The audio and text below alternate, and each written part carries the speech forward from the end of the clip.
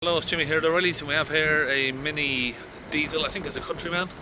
So it's an all-4, which means it's 4-wheel drive. Yeah, it's a Countryman. Okay, so I'm going to use my launch scan tool. I'm going to get it plugged in. We've just finished the Nissan Qashqai there, so we're going to now start on this one. Okay, so this comes under BMW Mini because it does have a BMW engine. It is made by BMW. Right, so we just ran a scan there. We've got pressure sensor plausibility while after running. Exhaust pressure before the turbocharger is not plausible, and we've got particulate filter system. Right, so if we click on, let's see what live data we can find. Operational values, let's try that one first. Intake temperature, no. Exhaust system, let's select all of these. Exhaust back pressure 34 millibars. Degrees before the particle filter, okay. Right, so there's not much information there apart from we can see we've got a blocked DPF because it should be on around about 4 to 6 millibars of pressure. We've got 34. Engine stop start system, charging. Don't look like we can find the data for the back pressure sensor. We've got the charge temperature, charging pressure. I don't think that's the sensor we're looking for, the back pressure one.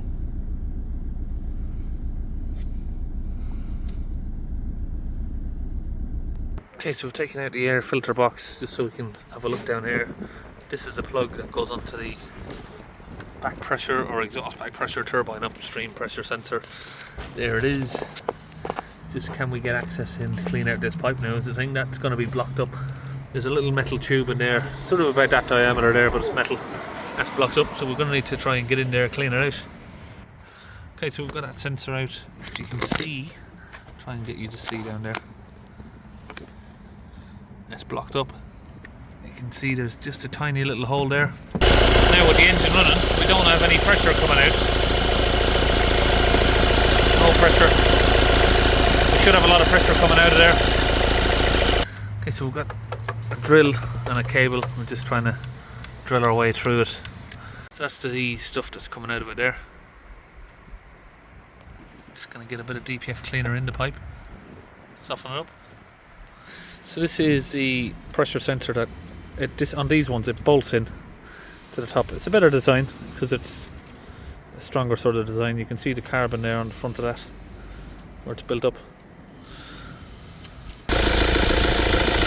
That is what's coming out.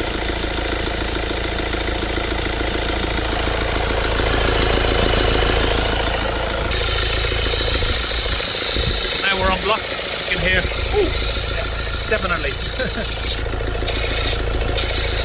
That's it.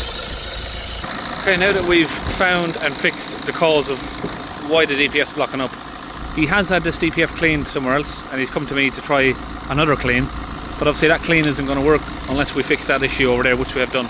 Now we're on to the pressure hoses over here. You see someone's already changed these and they've put a new sensor on it, but we're just checking which side is what. So that's the side that we're going to put the cleaning fluid in. If you check both hoses, one of them will have sort of 2 or 3 millibars of pressure, the other one will have a higher pressure. That's the one where we're going to inject our cleaning solution in. So just so we're clear here, this car's had a DPF clean a couple of weeks ago. It did last 2 weeks when he had it cleaned, but the light come back on, and he said to me, you know, maybe if I bring it to you, if you clean it, maybe your cleaning solution's better. But obviously after plugging it in here I can see that it's not just a clean. I don't know how the health of the DPF is on this because obviously there isn't much information on the live data regarding that, but I do know that if I cleaned his DPF and just left him go, he would be back here in 2 weeks again. But now we've unblocked that upstream pipe of the turbo, the car should be able to run how it's supposed to. Now if we clean the DPF, as long as the DPF is salvageable, then it'll be okay. So we're going to attempt now to clean the DPF and see what we can get the pressure down to. We want it to come down around 6 millibars or less. Oh yeah, I've mentioned it on one of my short videos just a few weeks ago. people keep coming out. So this is again franchise companies. They come out and they, you know, you ask them, oh, I need my DPF cleaned. It's not your fault as a customer, because you know most people are oblivious to, oh, my DPF's blocked, I need my DPF cleaned. They pay someone to clean it. They come out, inject some cleaning fluid in, with the DPF on the car. All they're doing is getting rid of the soot that's built up. They haven't fixed the problem, so within a very short space of time, you know, it's back to where it was. Or you've got another underlying fault that keeps your engine light on. So you clean your DPF, you drive to the end of the street, your engine light's back on. What's going on? Because you haven't fixed the underlying issue. So always fix the underlying issue before you clean your DPF. Then you won't be wasting your money. There's a lot of these franchise companies that are just going out there, injecting their cleaning fluid in, and you know, giving you the report, here it's clean, see you later.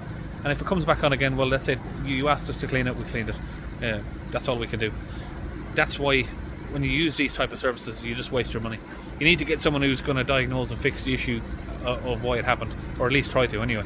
Obviously this issue here, we don't know if the DPF is savable on this. We fixed the cause, but now we don't know, is the DPF, is it damaged or not? We don't know. So we're going to try and clean it and then we'll know. Okay, so we're using the cleaning fluid from Launch UK. My lovely assistant has given me a hand here to do that. That's going in. So with this fluid, we've got Launch UK DPF cleaning fluid, but we do mix now for cars like this that we know have already attempted to clean the DPF and they possibly have ash build up.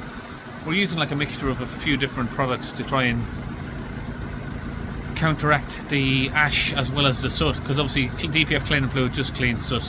But we've made a mixture up of 3 or 4 different fluids, and I've been testing it over the last couple of years, and I think I've finally got sort of the best solution I can to clean it on the car. So that's what we're doing here.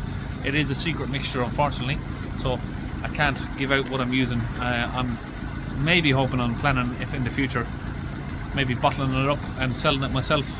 Okay, back inside the car, we're going to hold the revs up at 3000 RPM. We've got all the fluid in now. We're just packing it away. We're just keeping an eye on the pressure levels here.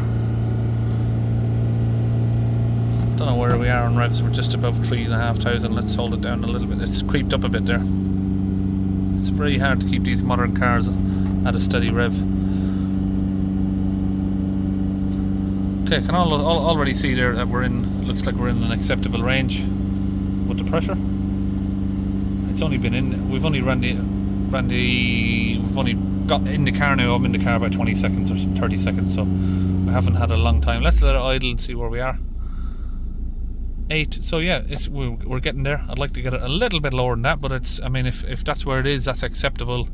It's not ideal, but I'd like it a bit lower. But it's only been in there a couple of minutes now, so let's see. Where are these revs? We can't get the engine speed up at the same time. Just above 3. Let's get it just under 3000 RPM. 45.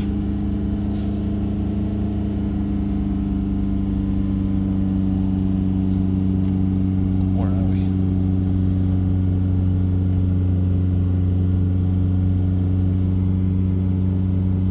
It's really hard to see the screen, I know, because we've got sunshine glare and it's a black screen. It looks like we've got an okay DPF here. Doesn't look like it's damaged, so we're down to 6.9, 7.9. So the customer has saying to me that the last guy who cleaned it, you know, they did look at the pressure and they didn't get the pressure down. He said that the pressure was astronomical even after the clean, over 200 millibars. But they brought it down. Yeah, over 200 millibars of pressure. But I think we had about 60, 68 when we first looked at this car. I can't remember, something like that. 38, that's what it was. But he said that even after the DPF clean, it was in the hundreds. I don't know if he means he was talking about at 3000 RPM or not, but the customer's not really sure. He just knows that the pressure was still sky high after the last clean. Now, as always, we take it on a test drive for, you know, around about 5 miles or so, maybe, just get an idea of what's going on the live data, and just make sure that none of the fault codes are returning and everything looks normal. So this car has done 99,000 miles. Now, mileage does have a factor with DPF stuff, because most cars 10 years ago, they would do 250,000 miles before you'd need any sort of intervention with DPF ash build-up. These days, you know, they've compact everything down a bit, made the DPF fit behind the engine block, and because of that you get a smaller DPF. Most cars these days, 100,000, 120,000 miles, you can start to see ash issues building up. Ash issues are where your DPF has regened and burned the soot. It leaves tiny amounts of ash at the end. Obviously over time that ash can build up, and then no matter how much you regenerate or try to clean it, the ash just doesn't move. It's solid ash, and it doesn't burn, it doesn't clean out. But what is not counted on most cars is the fact of not just how much mileage is done. Some cars can do 100,000 miles and a lot less hours. Some cars will do 100,000 miles and 3 times or 4 times as many hours of the engine running that the other car has done. And obviously that can have a big factor in it, but that sort of factor is not counted on cars. On machinery it is. JCBs and stuff like that, you'll see, you know, it's done 20,000 hours or whatever, but on cars that's not counted. Okay, now we're back from our test drive. Let's have a look at the numbers. Let's get it up to 3,000 RPM. Try and get it to stay steady. We have 33.9 millibars. Let's let it idle down. And we have 1.9 millibars. Okay, so now we come back from the live data, just check the fault codes. Okay, we've had all of this off, so we need to reset. We should have reset that before we done the test drive really, but yeah, all of this is in history because we've had the DPF off. Obviously you got that plausibility running there. Then obviously once we've done another fault code clear, we just recheck the codes, make sure that none of them's come back. Then we've got these other stuff here, we haven't cleared any of that. That's just fog lights, tail lamp faulty and stuff like that. Right, so that's it, we're all done on the Mini. I'm gonna feed the cat what to do next, so see you in the next video.